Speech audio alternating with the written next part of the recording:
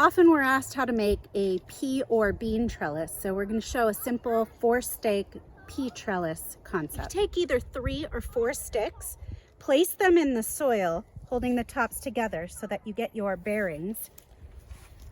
Take twine or string. If you don't have twine, dental floss will do. It'll only last a season or 2, but it'll work. Tie off your poles at the top, and then simply string in a circle to the base of your tower. When you get to the base of your tower, cut your string and secure with a knot at one of the legs. It doesn't matter if there's slack in your twine. You can simply move your legs out to lengthen